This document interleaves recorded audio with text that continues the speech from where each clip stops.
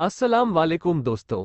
अल्लाह ताला ने इंसान के लिए जो नेमतें पैदा की हैं, उनमें से एक नेमत रात है, और ये वो वक्त है जिसमें सारी दुनिया दिन भर की थकान के बाद अपने दिल, दिमाग और जिस्म को नींद के जरिए सुकून दे रही होती है और अगले दिन के लिए फिर से चार्ज और रिफ्रेश हो रही होती है। लेकिन इन रातों में कुछ रातें ऐसी भी हैं जिनकी अहमियत और फजीलत दूसरी रातों के मुकाबले बहुत ज्यादा है, और उन रातों में शबे बारात और लैलतुल कद्र भी है। इन रातों में इबादत करने वाला अल्लाह का कुर्ब हासिल करता है और अपने आमाल नामे में नेकियां जमा करवाता है और जन्नत का तलबगार होता है। तो ऐसी बरकत वाली रात में जब हम नेकी करते हैं तो सवाब कई गुना मिलता है, और अगर गुनाह करते हैं तो उसकी नहुसत भी कई गुना बढ़ जाती है। इसलिए आज हम शबे बारात के बारे में कुछ बातें बयान करेंगे जिससे आपको पता चलेगा कि इस रात में हमें क्या करना चाहिए और क्या नहीं करना चाहिए।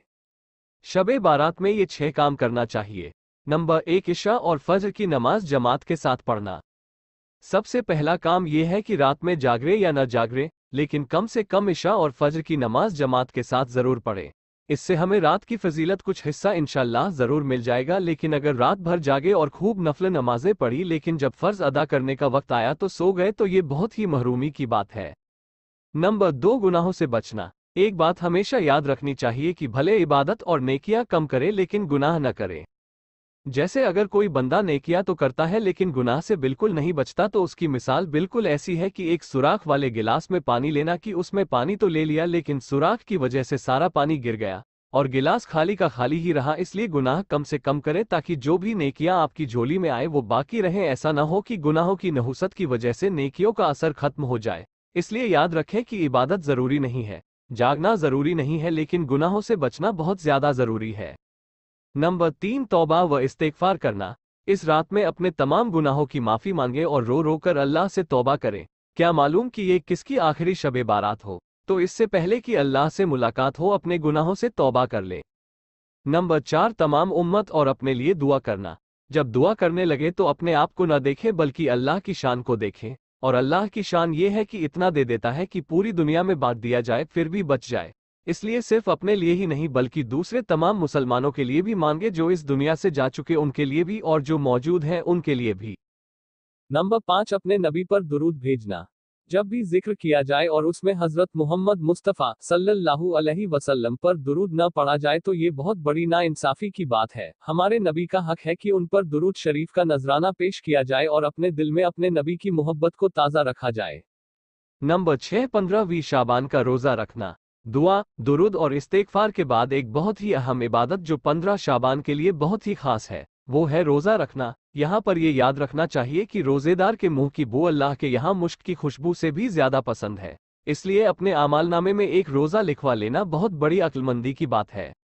दोस्तों, ये 6 काम हमें जरूर करना चाहिए। इसके चलते बहुत से लोगों को कुछ सवाल होते हैं, जैसे कि कितनी देर जागना चाहिए।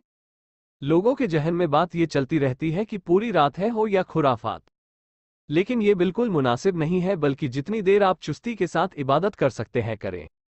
उसके बाद आप सो जाएं, फजर के वक्त उठकर तहज्जुद पढ़ लें, तो इंशाअल्लाह पूरी रात इबादत में लिखी जाएगी। लेकिन अगर आप पूरी रात जागते रहे और इबादत तो कम हुई लेकिन चाय नाश्ते और दुनियावी बातें ज्यादा हुई, तो याद रखिए मस्जिद अल्लाह का घर है और उसके अंदर इंतहाई अदब और एहतराम के साथ रहना जरूरी है। अगर मस्जिद में भी हम सीरियस न हो सके तो कहाँ जाकर होंगे। इसलिए पूरी दिलचस्पी के साथ इबादत में मशगूल हो जाइए।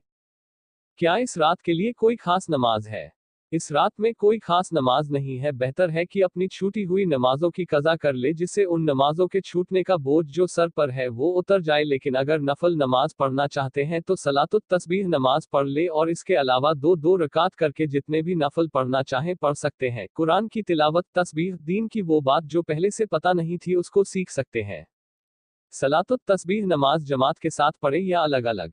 नफली नमाजें जमात के साथ नहीं बल्कि ये अलग अलग ही पढ़ी जाती हैं, और ये जहां तक हो सके लोगों से छिप कर ही की जाती हैं। इसलिए अगर आप अपने घर में रहकर ही इस रात इबादत कर सके तो इससे बढ़कर और कोई बात नहीं, क्योंकि बंदा अपनी इबादत को सिर्फ अल्लाह को दिखाए, दूसरे बंदों को नहीं। मोहतरम अजीज दोस्तों, उम्मीद है कि आपको हमारी ये वीडियो पसंद आई होगी। ऐसी ही इस्लामी वीडियो के लिए कि हमारे YouTube चैनल को सब्सक्राइब करें और इस वीडियो को ज्यादा से ज्यादा लोगों तक शेयर करें। अल्लाह हम सब की हिफाजत फरमाए, आमीन।